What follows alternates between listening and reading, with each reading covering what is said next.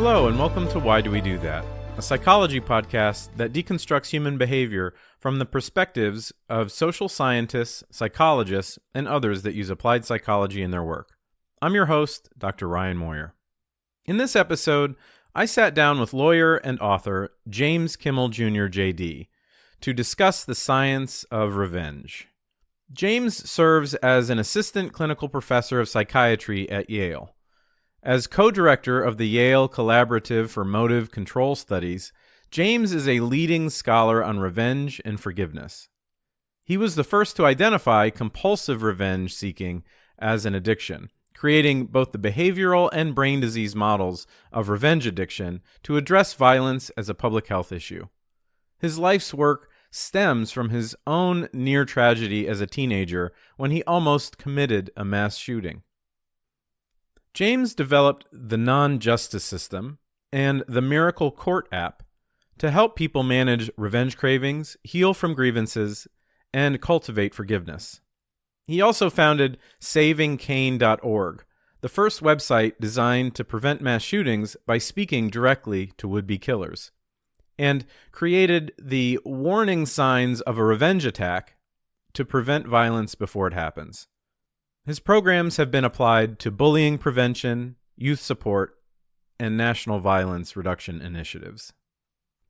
In addition, James co-founded Pennsylvania's largest peer support mental health agency, maintains an active legal practice, and regularly speaks at conferences, trainings, and workshops. He is the author of 3 books, including Suing for Peace, A Guide for Resolving Life's Conflicts, the novel The Trial of Fallen Angels, and The Science of Revenge, Understanding the World's Deadliest Addiction and How to Overcome It, which was the topic of our conversation. My primary takeaway from my conversation with James was the sheer pervasiveness of the revenge motive and how easily it can become our default response to being wronged. Like many deeply rooted human urges, revenge likely served an evolutionary function at some point in history.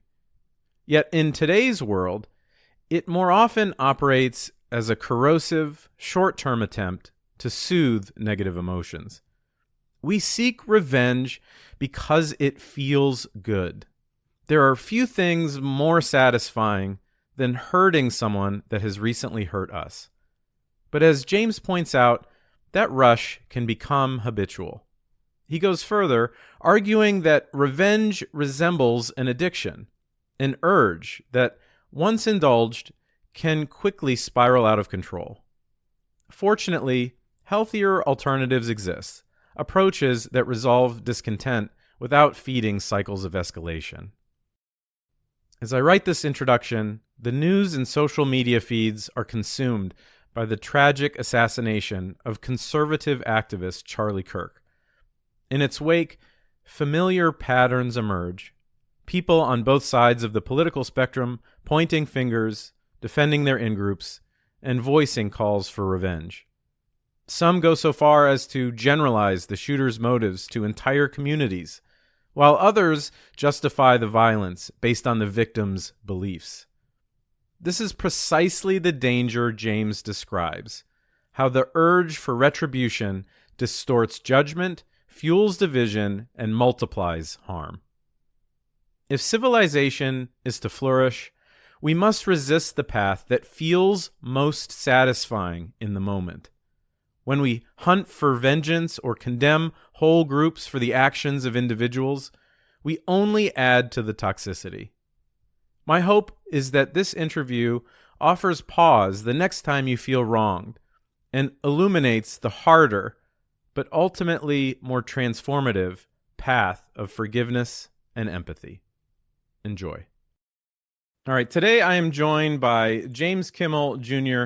Thank you so much for being on the show today. Thanks for having me, Ryan.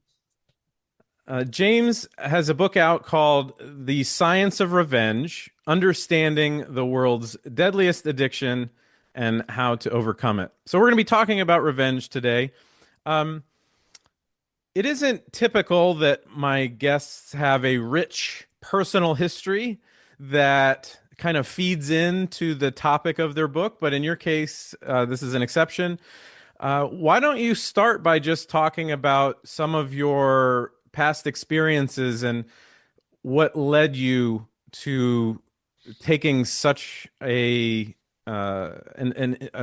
specific interest in the topic of revenge? Yeah, sure. That started for me long ago now for me. When I was about 12 years old, I was moved by my parents from a suburban house out to my great grandfather's farm that my dad had bought from him. And so this was a big change in my life, and it was a big change in experience for all of us. The thing that about it for me as a 12-year-old landing on a farm it was just this amazing wonder world, and I wanted to be part of it in every way possible. And that included befriending the kids on neighboring farms that were around us. But there was a big difference between me and them in that the farm that I moved to was about 200 acres. Not a true working farm in that sense that we didn't make our living from the land. We had a small herd of Black Angus cattle and some pigs and chickens and things like that, but very small in comparison in operation to the huge dairy farms that surrounded us with hundreds of hundreds of head of Holstein cattle that were being milked twice a day by people that made their living from those farms. So anyway, I really wanted to befriend these guys, and they weren't having it, it turned out. And, I eventually have attributed that to, me, kind of descending into their world at age 12. Right. And so I was a true outsider. We weren't real, quote unquote, farm people. And despite the fact that even from age 12, I actually decided I wanted to grow up to be a farmer. I loved it so much. That was my career goal. But they didn't want me to come into their group and into their clique, and I wasn't going to be deterred. So I kept trying, and I kept trying to win them over in all sorts of ways, but it wasn't working. And eventually, they moved from shunning to bullying, and the bullying started with a lot of teasing, belittling, and humiliation, and then it went to some lesser forms of physical violence. Getting on and off the school bus and in the school, in hallways and locker rooms and things like that. And this went on from, age 12 till, now I'm about 16 or 17. And late one night, my family, we were all asleep, and we were awakened to the sound of a gunshot, and, raced to the windows to see what was going on. And I could see this pickup truck owned by one of the guys, because we were, of driving age. But one of the guys that had been bullying me, and it was, roaring off down the road after the gunshot. So we looked around the house to see if there was any damage, didn't see anything, and eventually went back to bed. But the next morning, one of my jobs before going to school was to take care of our animals, the cows and pigs, chickens, and also this hunting dog that we had, a beautiful, sweet little beagle named Paula. And when I went to her pen that morning to feed and water her, unfortunately, I found her dead in her pen with a bullet hole in her head, lying in a pool of blood.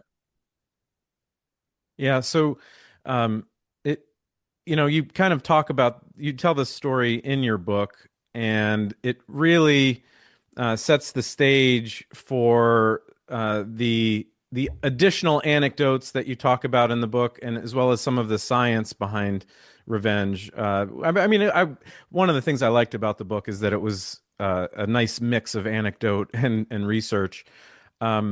So the idea of revenge is, while most people probably understand the concept of revenge, they may not understand the nuances between revenge and some other, what we might say is adjacent concepts, things like punishment, things like anger. How would you describe revenge in relation to some similar ideas? Yeah, sure. So revenge, we can define as punishing someone for some wrong that they've committed against you or your group or society in general. but it's really a synonym for punishment. Um, it is, often preceded by feelings like anger, but usually it's preceded most by a sense of victimization, a sense or a perception of having been wronged, of having been humiliated, shamed, treated unjustly, mistreated. Um, those types of psychological wounds these are the triggering events or the activating cues inside your brain that move you from this state of what might be peace or balance into this state of imbalance and a sudden desire to want to hurt the people who hurt you or their proxies. We can also, distinguish between revenge seeking and, for instance, self-defense. And that's distinguished primarily in the order of time. Self-defense is, is a separate area of the brain. We'll talk about the brain probably in a little bit in the two areas. But self-defense is guided by the amygdala, and it's the fight, flee, or fight instinct, very rapid decision-making because your brain has perceived, an imminent threat of, bodily or psychological harm to yourself, and you've got to make a quick decision about how to respond to that, potentially to save yourself. So that's it's an adaptive strategy going back tens of thousands of years that we all need to survive and procreate. But it is a response to a present threat. Revenge is always seeking to punish something that happened in the past. It's no longer a threat. It is an accomplished act, some form of wrong that was committed, or injustice or unfairness. And this now may be days, months, years, or decades ago, and you're still wanting to punish it, and you may still act to punish it. That is, punishing people for wrongs of the past. So that's an important distinction to make. And in the book, I'm careful to distinguish between self-defense and revenge seeking, because they're very different things, and they lead sometimes, in the fight mode of fight, flight, or freeze, you may commit an imminent act of violence to protect yourself. But revenge seeking is taking it much, much further for longer lengths of time. You refer in the book as the core motive of revenge as being to relieve pain and experience pleasure in response to a real or imagined grievance.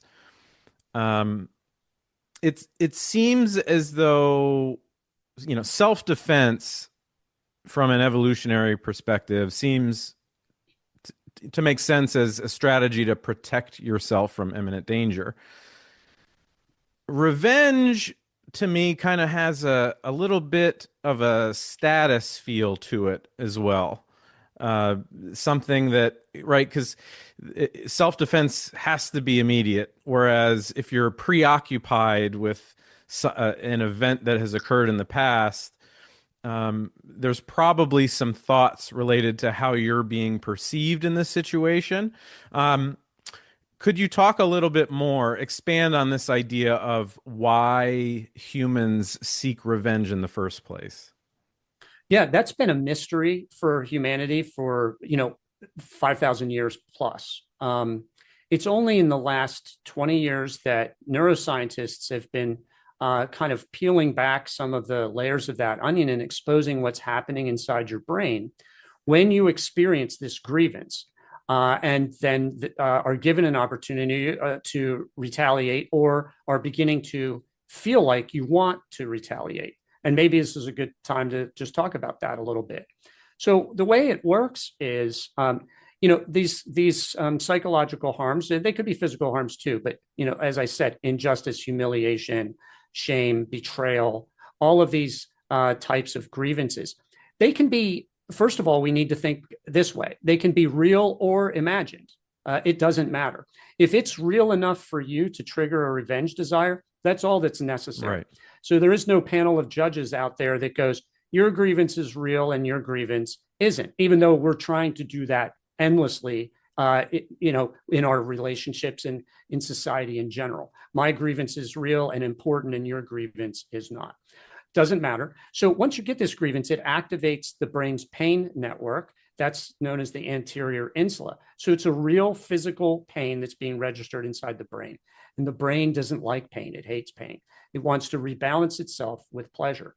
And what neuroscientists have discovered over the last 20 years is that the way that we get pleasure is that almost instantaneously, there's this activation, it turns out, of the brain's pleasure and reward circuitry of addiction, which is an enormous discovery. Hadn't been suspected at all. It kind of caught, I think, everybody off guard, and it still does because it's still very fresh. These are fresh discoveries and fresh understandings. But what we do know that maybe isn't entirely fresh is that we humans have been experiencing revenge pleasure for many thousands of years, and it's thought itself to be an adaptive strategy on its own.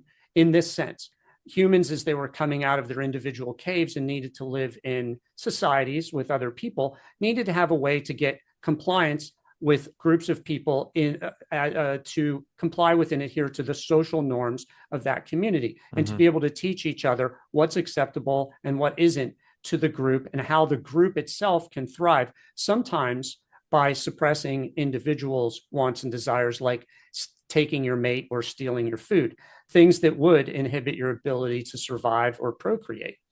So revenge is, we know that it's been observed in all societies around the world, that almost all humans experience it. Studies show at least 95% of people, if asked, will say, yes, I've thought about revenge in my life. So it's very ubiquitous.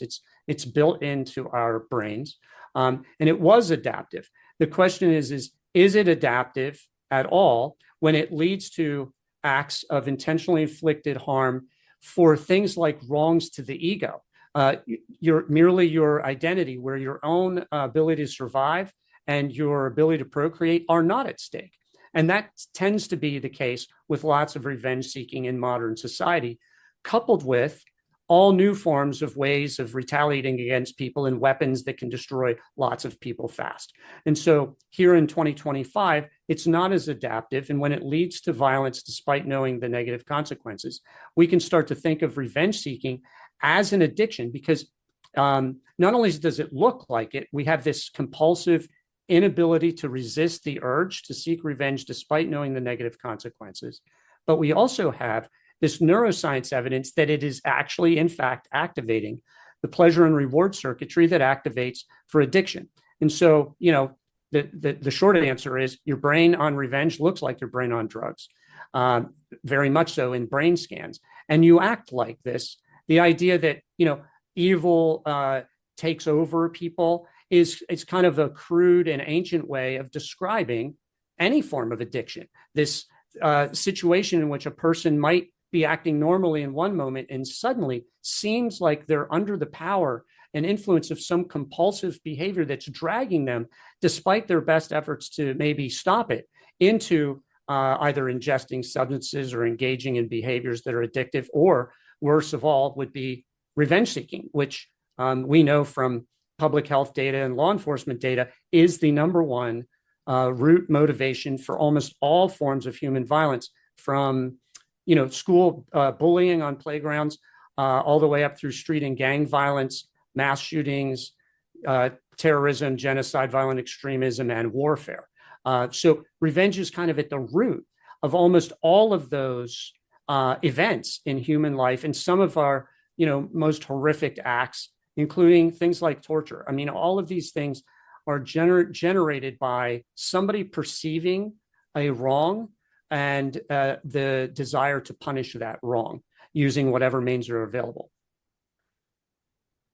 I was thinking after I finished the book that this orientation towards revenge, it kind of reminds me of procrastination, in the sense that, so procrastination being voluntarily delaying a task that you need to complete, which would ultimately lead to some sort of negative outcome via waiting. You might look at procrastination and say, well, is procrastination effective? Well, it is effective if you define effective as making you feel better with respect to you not having to do the task that you don't want to do. It's not effective in the sense of long term. It's just going to make that resolution take longer. You're going to have less time to complete the task. And I thought that it kind of related to revenge in the sense of revenge seems to be very effective at occupying your brain after these grievances. You know, you can plan and think about how you're going to get back at the other person.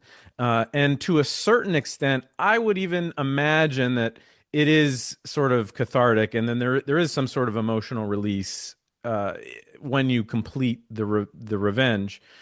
Um, is revenge effective in any way, shape, or form? Well, it is effective in giving you a short-term dopamine high. So we know neurologically that occurs in that pleasure and reward circuitry of addiction. That's what you're getting when you begin revenge fantasies, and then it stops really quickly. And that it's the sudden absence of that dopamine right there, that's believed to then create the craving effect, which is to say, I need to do this again. I want to go. It's the go circuitry of addiction that says, go and get the revenge. You just got a little taste. It tasted real good, right? And so go and get more.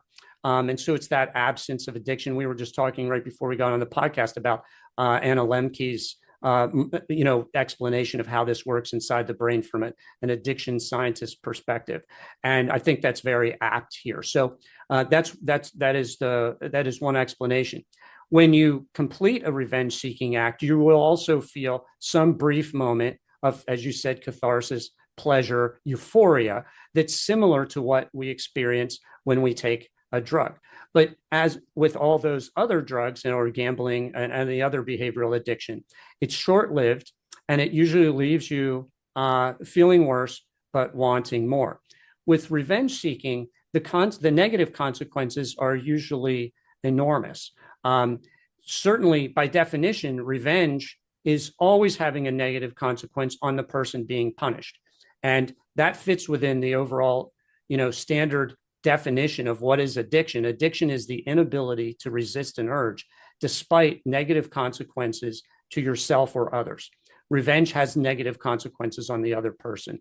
In all cases, that is its definition. It also has negative consequences for the revenge seeker, that's the avenger, because it turns out that we ourselves, from studies, we experience greater, not less anger when we actually seek revenge. We experience greater, not less anxiety and tension when we seek revenge than when we choose not to. And we also put ourselves in harm's way, and we're aware of this. Usually our act of justice seeking in the form of revenge is to the person that we're targeting, their new grievance and act of injustice and victimization, resulting in them wanting to retaliate, usually back against us again. And so we get these intense revenge cycles in families, in schools, in our communities, and all the way up to international conflict, where you have just grievance, revenge, grievance, revenge, grievance, revenge cycles that are very difficult to stop. So you make a very strong case in the book that it benefits us to view revenge as an addiction similar to substances and drugs. And I think it's fair to say that, a couple of the experts that you consulted along the way expressed a little bit of a few reservations about labeling it an addiction. I was curious how revenge meshes with a couple other elements of addiction that I didn't necessarily automatically connect to revenge. So things like tolerance. Is it the case that when people seek revenge, that the next time that they are in a grievance, that they have to seek a larger, more intense form of revenge? Also, things like withdrawal. Do you think that that when people use revenge regularly to resolve grievances, that they long for this even after the grievance, even after they exact their revenge? These ideas like tolerance and withdrawal, do you think that they're examples of this as revenge plays out in the human experience? Yeah, so there are 11 kind of criteria in the DSM, the Diagnostic and Statistical Manual, that are used by physicians, psychologists, psychiatrists, mental health professionals to diagnose whether someone has an addictive disorder, and to kind of put the scale of that disorder into perspective, whether it's minor, medium, or more serious.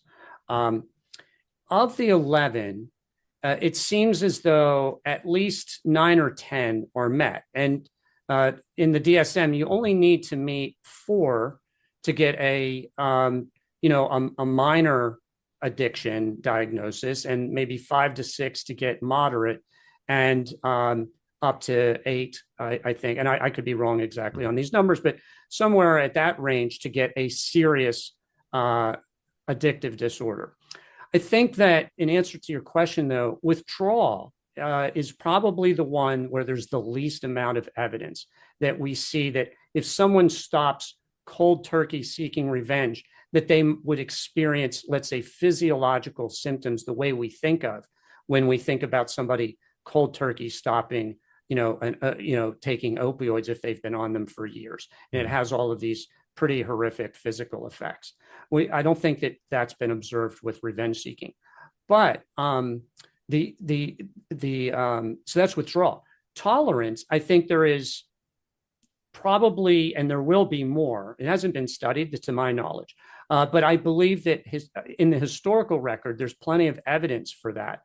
And the way we can start to see that is, we can see, for instance, in the progression of substance addictions, usually it starts in youth, and it starts with, lighter forms of addictive substances. Maybe it starts with tobacco and then alcohol, and then it goes up to marijuana, and then it might go to cocaine, and then maybe amphetamines, methamphetamines, all of that. All of that escalation where somebody needs more and more to get the same to get the same pleasure out of it, and the same euphoria. It seems like that may be the case with revenge seeking. So humans pursue getting revenge on kind of the same broad scale. We start, this may shock some of your listeners, but revenge has been observed as early as in the toddler years. So we can get toddlers seeking revenge, and then all the way up through older adults. And in that span, in the youth span, people typically start on a scale, right? It's nonviolent forms of revenge. They might be, an insult, or maybe it's a very light shove, or it's social exclusion and shunning. Things that are designed to harm or sabotage somebody, but without just coming right out and letting them know that you're an avenger and you're trying to hurt them, or that you're trying to hurt them seriously. But eventually, for some amount of people, and I'll stop for a minute and talk about, how many people are we talking about here that could go on to an addictive state of revenge seeking? Some studies show that about 95% of all people experience revenge desires, but only about 20% in studies say that they've actually are revenge seekers.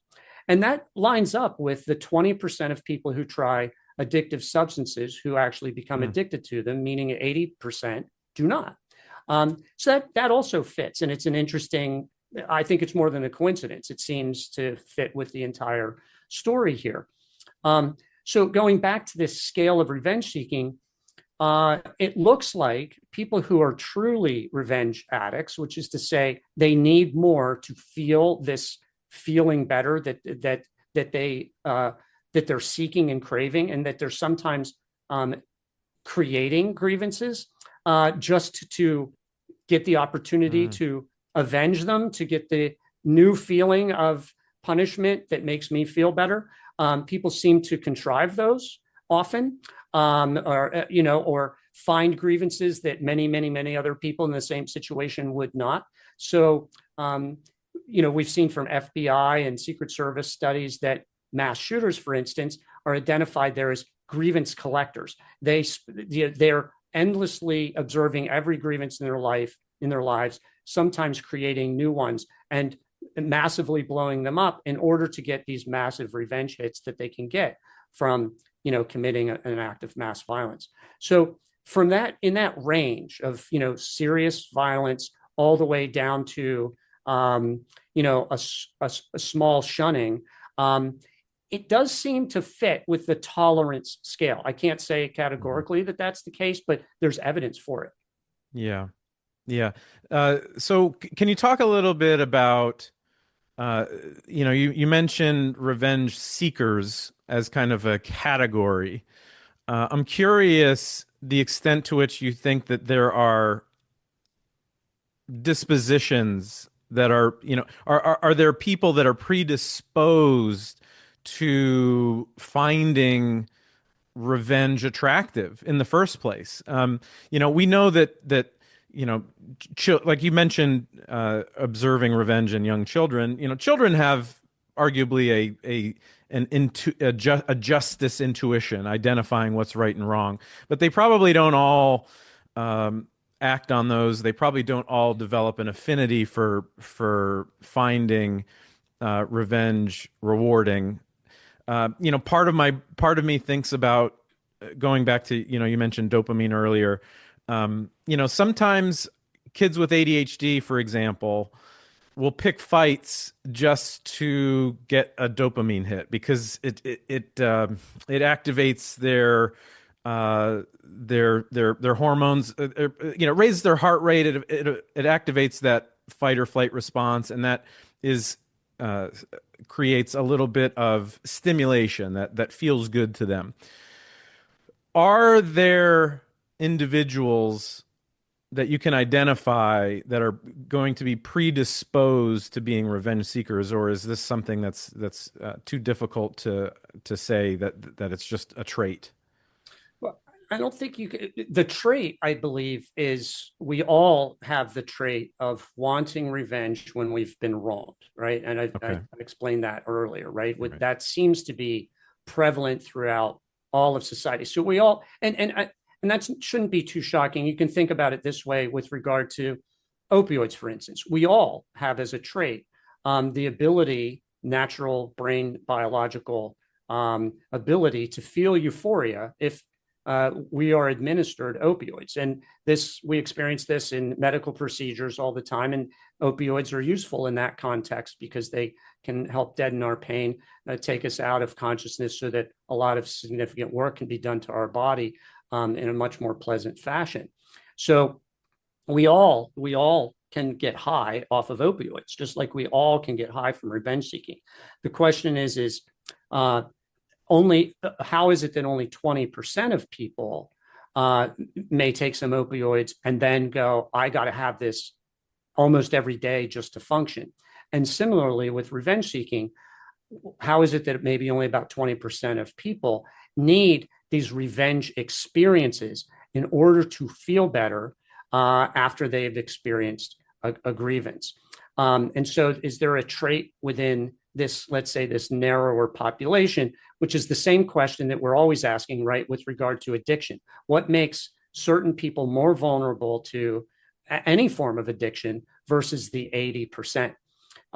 So some, researchers that I've spoken to about this have theorized that there's a brain, there's kind of a vulnerable brain idea in which, through a combination of genetics and probably social factors, some people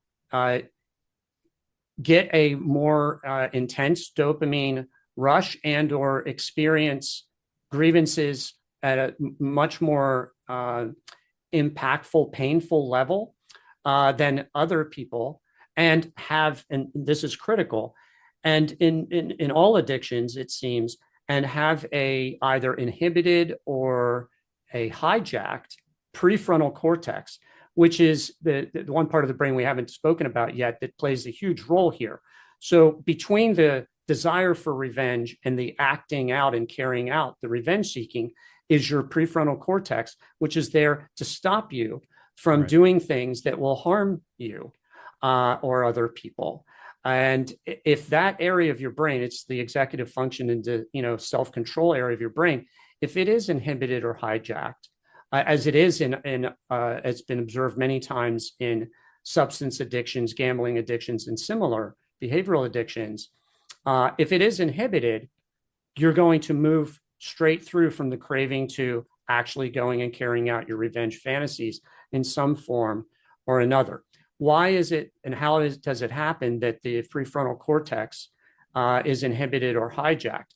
Theories for that, particularly within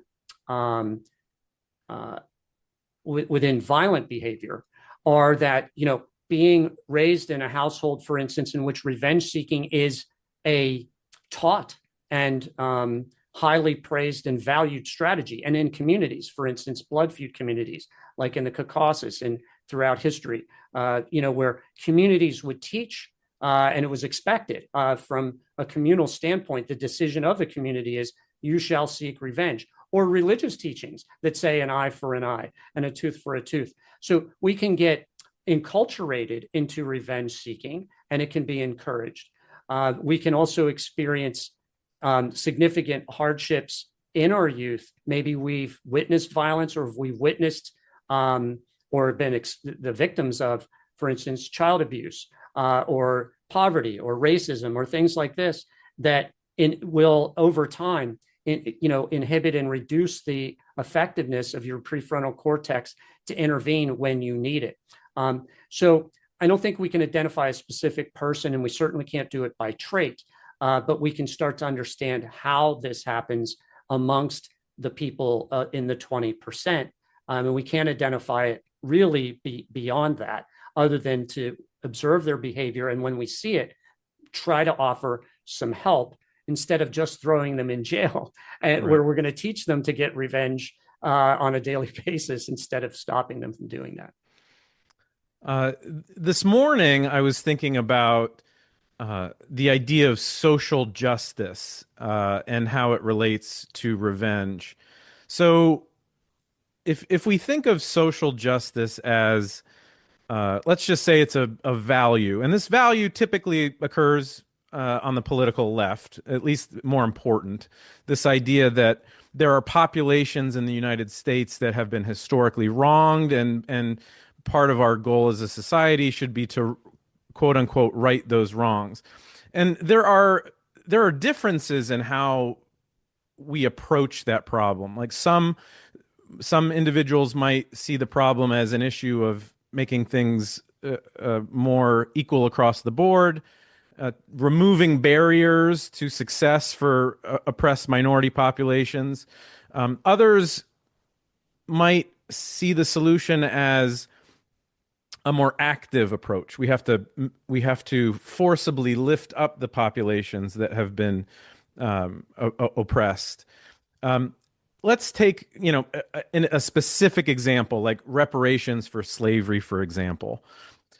On one hand, you could make a case that if you dedicate your life to this cause of aiding African Americans and bringing them up from in terms of social economic status and opportunity, you could make the case that this is just a passionate pursuit of justice, that I want to help these populations. On the other hand, there are some cases where it doesn't feel that altruistic. It feels a little bit more revenge. It feels a little bit more like, we need to punish the oppressor group, right? We need to punish Caucasians, for example, for their past injustices. I guess my question here is, to what extent do you feel like modern manifestations of social justice, how it occurs in the U.S., to what extent is it revenge-based versus sort of an altruistic, pure justice? That's an interesting question. And I think I start with any discussion about justice seeking and justice versus revenge by thinking about what these words actually mean. So, just the word justice has two opposite meanings that humans lay on that word. The one is, it's kind of social justice, equity, love, fairness, and is associated with, some of the greatest humans who have ever lived, like, Jesus, Gandhi, Martin Luther King, these types of people who are using the word justice as a way of seeing the other person as yourself and wanting and believing that they and you should have the same, opportunities. The other meaning of justice is punishment. We have a criminal justice system that's not really dedicated at all to the social justice type of justice I just discussed. It's dedicated to punishing people for doing bad things and hurting them, right? Either through incarceration or up through and including execution. So by having, and this is what we've done is enabled ourselves to play a game with ourselves in which we can say, oh, I'm just getting justice by, for instance, executing someone, right? We're getting final justice for that person. And therefore it's okay. It's okay to kill a person because it's in the name of justice. But it's really revenge. We don't want to use a statement like we're getting revenge against this person or this population, because that seems too crude and too callous. And so, for instance, after the attacks on 9/11, President Bush came out and said, we're going to bring the terrorists to justice. And he clearly didn't mean to equity and fairness and love and respect. What he meant was we're going to go out and kill terrorists. Right. But he didn't say we're going to get revenge, because the people, of the United States would have probably turned their noses at that idea and said, we're not a vengeful people. We can't look at ourselves that way. That's just not okay. And so by calling it justice, Osama bin Laden himself used that term in order to convince people to fly planes into buildings and kill thousands. And we ourselves use the word justice in order to send troops to the Middle East and kill hundreds of thousands and spend trillions of dollars. Yeah, so actually, it's important. Go ahead. Actually, I like how that reminds me, because you talk about in the book these historical figures, your Hitler, your Stalin, and you bring up a point which is something I've always thought, which is there's really no such thing as evil when you get down to it, in the sense that you point out that Hitler and Stalin believed they were justified.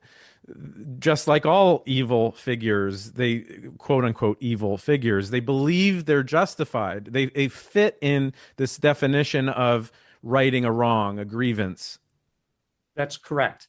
And that's right in all three of their cases. And I go through really as quickly as I could, but I go through the the history record of humanity, and we find this playing out over and over again from biblical times forward, in all sorts of ways. But the same idea is, if I'm wronged, I get to hurt another person, and that's justice. We're not going to call it revenge, because revenge is what the evil or the bad people do. Right. It's not so. It's what the winners say they do versus the other side of that coin.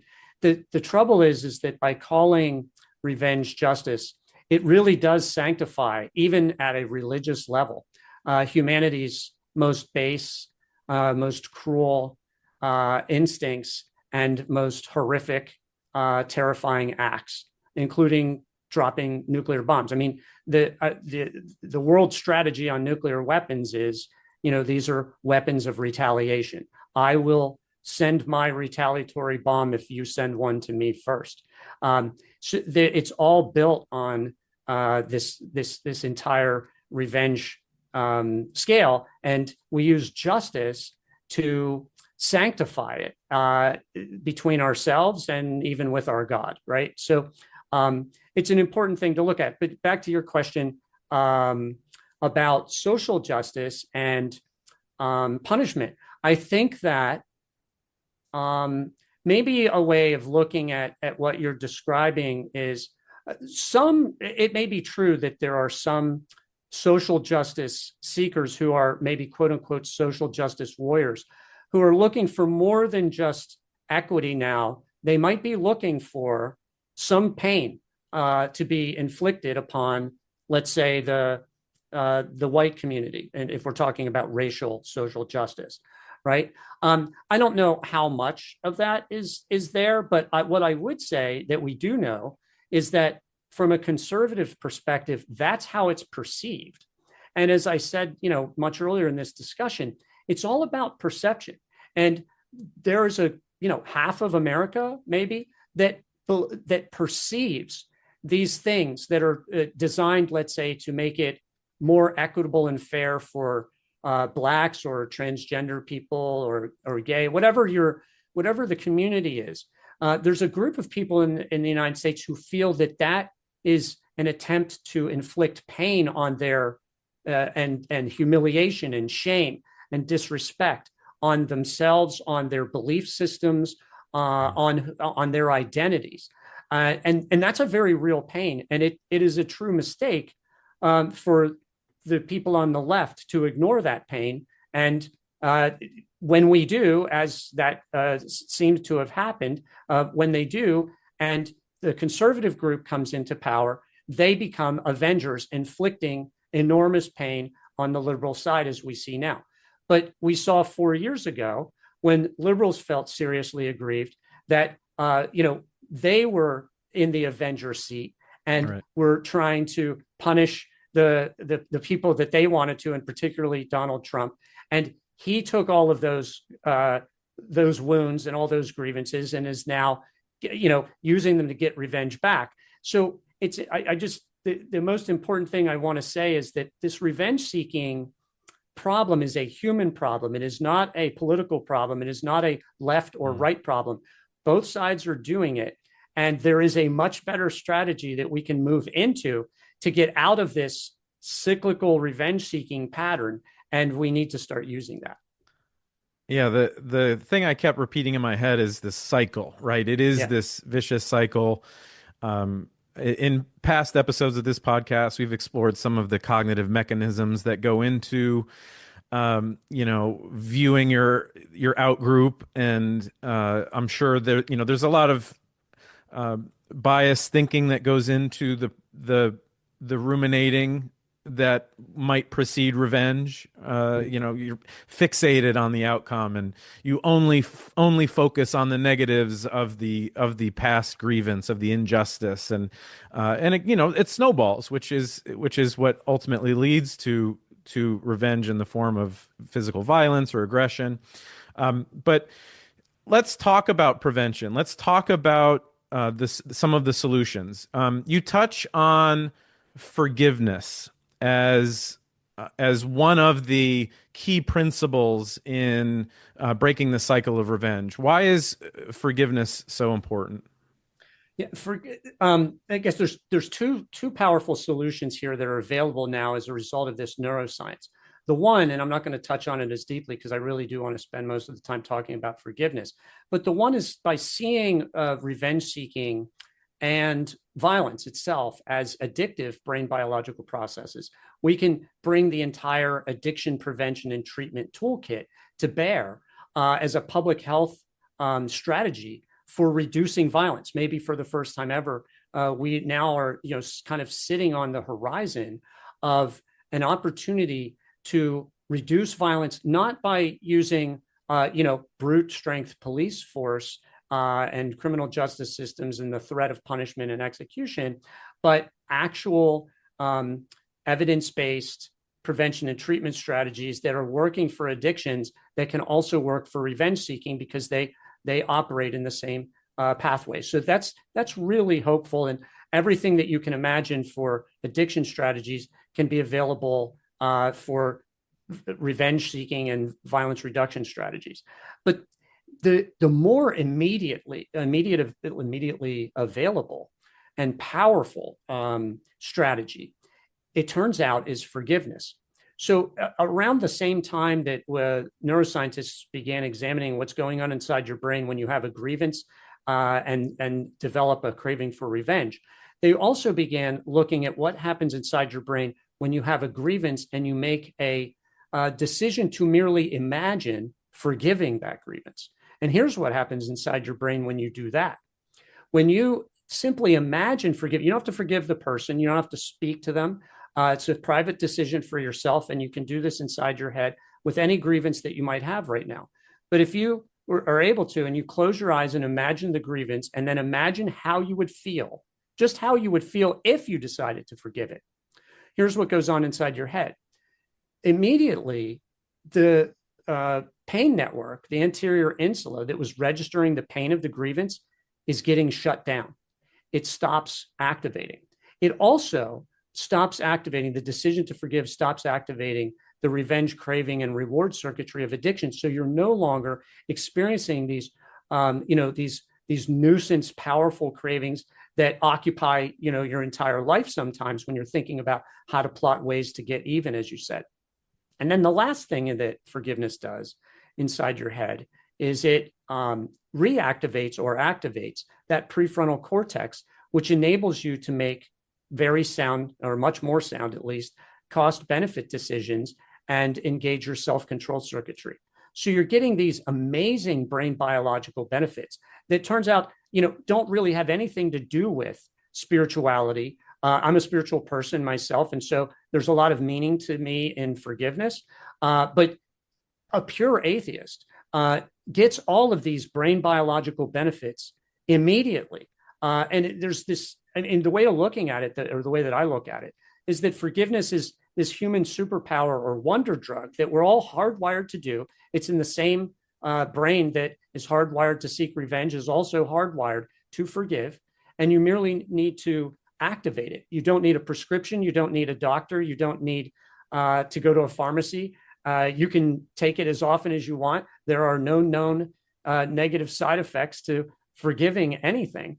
And my colleague Lauren Toussaint at Luther College has not only found or has found a whole different set, I want to say, of physiological benefits that include reduced anger, reduced stress, reduced depression, reduced blood pressure, improved immune system function, improved cardiovascular system function. All these things come from forgiving. So it has this kind of side effect of this whole body-wide health benefit on top of this reduction in revenge desires and the pain of the grievance. You mentioned a little bit about the recipe for forgiveness. You touch on perspective taking, cognitive control, social evaluation. I'm particularly interested in this perspective taking piece because you just gave this example of imagining forgiving someone, and I'm wondering if we can reduce this even further into its core elements. One of my favorite quotes that I tell my students is, "Don't be the star of your own movie." When you're the star of your own movie, anything that is bad that happens to you, they become the villain, and you are now on the hero's journey to right your wrongs. And I try to encourage them not to be the star of their own movie and to see themselves as an ensemble cast with other people. And it seems as though the key to that you can reduce this idea of being open to forgiveness down to understanding that others have their own perspectives, others have their own things going on, and that if you hyper focus on your thoughts, your experiences, your consequences, then you're never going to be able to see that. So it seems like there's the challenge is think more about others, less about yourself. Do you think that we can look at this broadly, or do you think that in order to overcome revenge, you have to really focus on the grievance itself? So psychologists have identified two types of forgiveness. There's decisional forgiveness, which is kind of making a decision to forgive. It's internal to you. It doesn't have to involve even engaging with the person who wronged you. There's no, the word give in forgiveness is not a gift to the person who just punched you in the face. It's a gift to yourself of how to heal yourself after that has occurred. So that's decisional forgiveness. The other form of forgiveness is emotional forgiveness, and that is a kind of the more advanced form. And I think it brings in everything that you've been just describing, Ryan, which is this perspective taking. It's a shift in what actually happened in the grievance itself, and whether you might have some culpability on your own. Maybe the other person had some reasons that you weren't aware of for doing what they did, and maybe you have this also desire to repair or restore the relationship. And to do that, you're going to need to do more than just make an internal decision to forgive. You're going to have to reach out perhaps to the other person, or at least be receptive to them reaching out to you. I emphasize the decisional first because it gives you all the benefits that I just described, and you don't have to actually take on the perspective of the other person right away. Mm-hmm. That's the goal, and it can be a goal, but it doesn't have to be your goal today. Your goal today is healing yourself first. I see it in order to get rid of these revenge desires and to begin to free yourself from the wrongs of the past and leave them in the past so that you can begin to live your life in the present and in the future. So we didn't discuss, I consider myself a recovering revenge addict. After that terrible night where I almost shot these guys, I went after them with a gun and came very close within seconds of doing something that would have ruined my life, and at the last second pulled away. I went on to become a lawyer, a professional revenge seeker, because I wasn't done with revenge. I just didn't want to, pay the high costs of getting, an illegal form of revenge that would end up killing people, because I don't believe I'm a killer, and I didn't want to become one then, and I would never want to do that. Having become a lawyer and a person who sells revenge under the brand name justice, which is what a lot of litigators, unfortunately, do, and we make a lot of money in the process. I learned that it started taking over my life.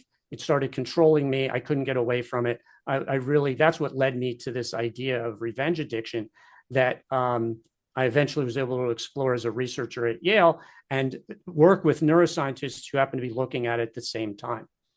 But in that process, in order to kind of save myself and my own life, I had to come up there. There are no rehabs for revenge addicts, and there are no 12-step programs for revenge addicts. And so I realized I'd have to create that on my own. And I created this process called the non-justice system, or the miracle court. And it's based on this idea that inside of all of our minds, there's a courtroom, and we're endlessly every day putting on trial the people who wrong us, the people who offend us in all sorts of ways, or just get in our way, as Sigmund Freud said. We're hour by hour doing away with the people who insult us or step in our way. And to do this, I created a process based on the criminal trial. That's this archetypal way that humans have been resolving conflicts for thousands of years. We have a tribunal. We have an opportunity for a victim to testify and be heard.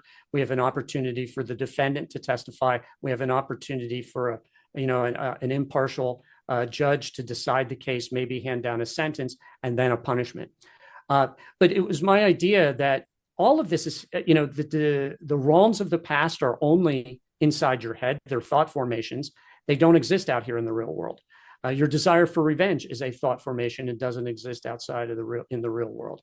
And so why don't we put the courtroom inside your head, or at least tap into the one that's already there, in order to use it as a means of self-healing instead of perpetuating revenge seeking.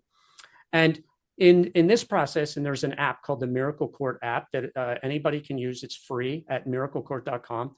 And it allows you to put on trial anyone who's ever wronged you and get the opportunity to be heard, which is important in recovering from trauma, by testifying as the victim. But you also have to testify as the defendant. The defendant doesn't come in. You don't have to bring the real person in. You become the defendant for a moment. And in this mind shift in which you're suddenly the person who wronged you, sometimes you'll develop a sense of empathy or insight into the conflict and the grievance that you didn't have before, which I think is tapping in to what you were just describing. Then you become the judge and the jury, deciding guilt and innocence and handing down a sentence. And then you have to become the warden carrying out the sentence. And I think of that phase as, methadone for a revenge addict, in which you get to experience safely inside your mind what punishment would feel like if you could actually get it. And you start to realize that to become the instrument of another person's pain, you have to experience that pain for yourself, and you're not going to like it.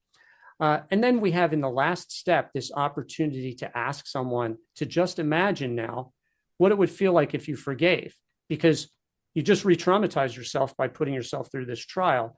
How would you feel if you forgave? And usually people express this sudden weight lifting from their shoulders, this sudden sense of freedom and joy that they really like. And they were able to get there while safely gratifying what they really wanted, which is they really wanted to punish and hurt this person who wronged them. So they've kind of gotten their cake and had a chance to eat it too on the way to getting to forgiveness. So we've studied that at Yale, and we found that it seems to be effective in reducing revenge desires and increasing benevolence among, study participants who have used it. You can check that out at miraclecourt.com. Once again, the book is called The Science of Revenge: Understanding the World's Deadliest Addiction and How to Overcome It. Thank you so much for being on today, James Kimmel Jr. Thank you, Ryan.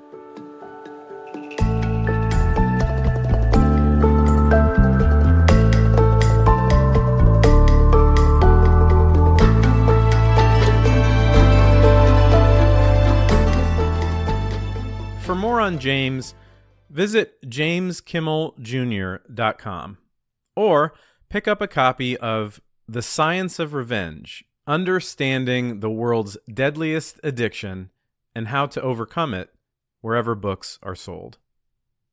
If you enjoy this podcast, please share an episode with two of your friends. Head over to patreon.com/whydowedothatpodcast to become a paid supporter of the show. You'll gain early access to episodes as well as bonus video content. Follow on Instagram or Facebook at Why Do We Do That Podcast, or on X at WDWDTpod. Until next time, this is Dr. Ryan Moyer, hoping you found some answers to the question, why do we do that?